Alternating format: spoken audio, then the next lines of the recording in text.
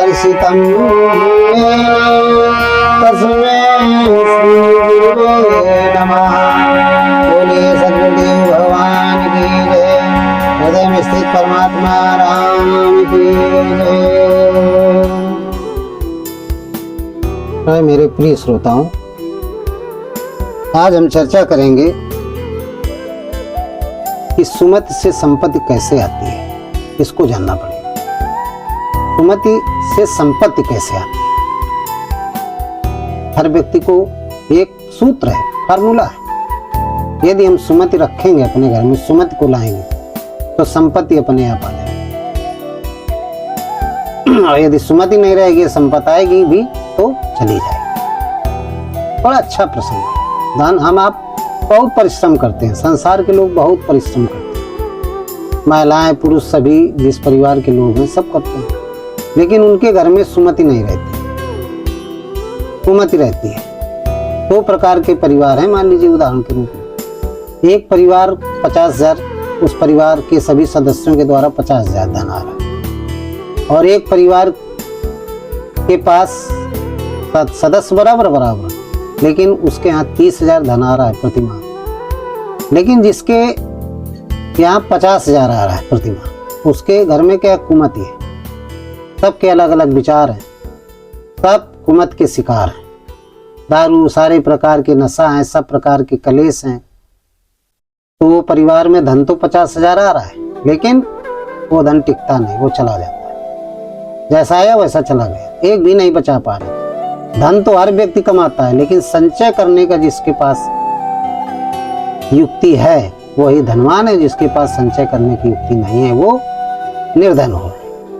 क्या जितना कमाए, धन रुकता नहीं। तो संचय कब होगा? जब सुमति होगी, और जहां सुमति होगी वहीं धन होगा। अब कुमति होगी तो दूसरा जो परिवार 30,000 कमाता था उसके यहाँ सुमति थी। एक विचार से खाना बनता था, संतोष करके धन का व्यय किया कि चलो आज इतने हम काम। तो वो बचा लेते थे 10,000, लेकिन 50,000 कमाने वाला जिसके परिवार में सुमति नहीं थी, कुमत थी, वो और 10,000 माइनस में हो जाते थे, कर्जदार हो जाते थे। अब सोचिए 50,000 कमाने वाला परिवार 10,000 माइनस में जा रहा है, 30,000 कमाने वाला परिवार 10,000 प्लस में जा रहा है। इसका कारण क्या है? सही फार्मूले का इस्तेमाल न करना, कुमत का इस्तेमाल न करना। कुमत एक ऐसा फार्मूला है शास्त्रों का, यदि इस फार्मूले का हम प्रयोग करें तो निश्चित रूप से कम भी पैसा कमाएंगे तब भी हमारा परिवार धनवान रहेगा, संपत्ति रहेगी। देखिए मानस में लिखा गया है, तो स्वामी तुलसीदास जी ने भी लिख दिया है। भगवान शंकर का जो मानस है उसमें लिखा है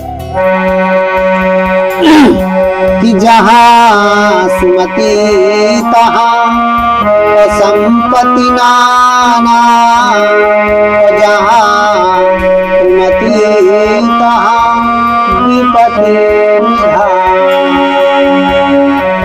जहाँ सुमति तहाँ संपत्ति नाना, जहाँ सुमति तहाँ विपत्ति निधान।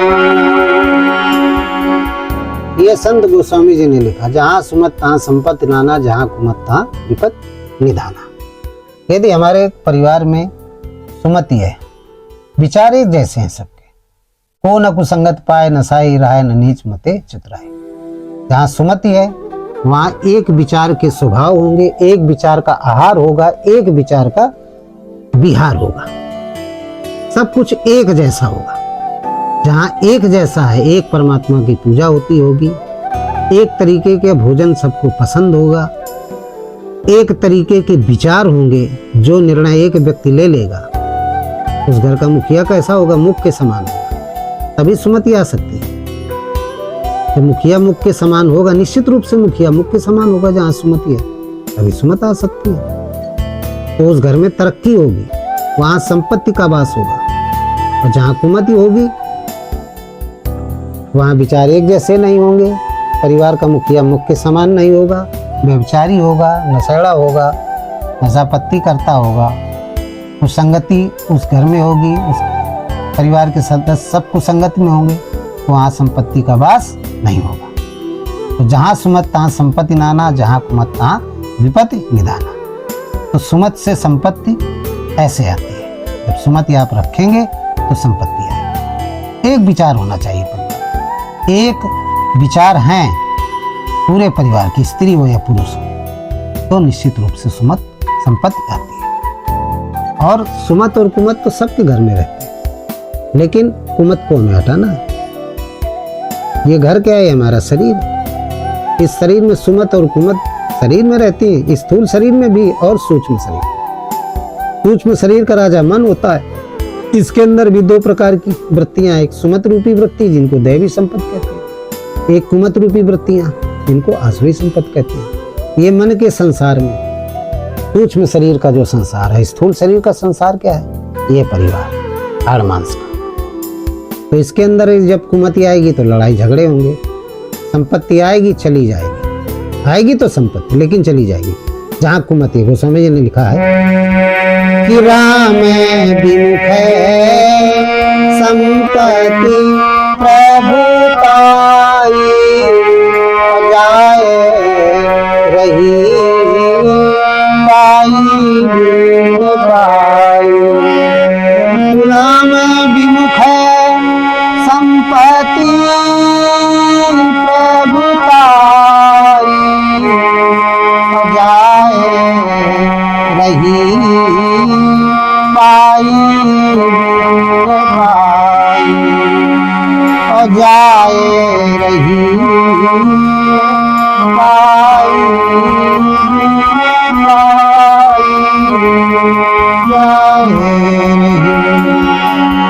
राम विमुख संपत्ति प्रभुताई जाए रही पाई बिन पाई। चली जाएगी संपत्ति। सुमत और कुमत तो सबके अंदर रहती है, ऐसा नहीं कि सब सुमत सुमत रहती हो, लेकिन कुमत को हमें हटाना। कुमत कब हटेगी? जब एक परमात्मा की पूजा होगी उस परिवार में और सब हर व्यक्ति भक्ति में लगे होंगे। नित्य भजन और भोजन एक साथ होगा, आहार विहार सुंदर होगा, सदाचारी होंगे, सात्विक होंगे, मांस मदिरा अंडा ये सब नहीं खाएंगे, सात्विक भोजन करेंगे, तमोगुणी प्रवृत्ति का भोजन नहीं करेंगे, सतोगुणी प्रवृत्ति का करेंगे। तो सतयुग रहेगा, नित्य युग धर्म हुए सबके रे, हृदय राम माया के प्रेम है, आत्म माया राम माया कुछ भी कहें। सतोगुणी रहेंगे, सतयुग हमेशा रहेगा। वहाँ सुमत रहेगी तो सतयुग रहेगा, हर समय रहेगा सतयुग। तो गोस्वामी जी ने लिखा है कि सुमत तो कुमत सबके अंदर रहते हैं, लेकिन राम के जप से, हृदय स्थित परमात्मा के भजन से, एक परमात्मा की पूजा से कुमति हट जाती है और सुमति का वास हो जाता है। जब सुमत का वास हो जाएगा तो धन अपने आप आने लगेगा। लिखा है दोनों तो रहते हैं सबके अंदर कि सुमति कुमति सबके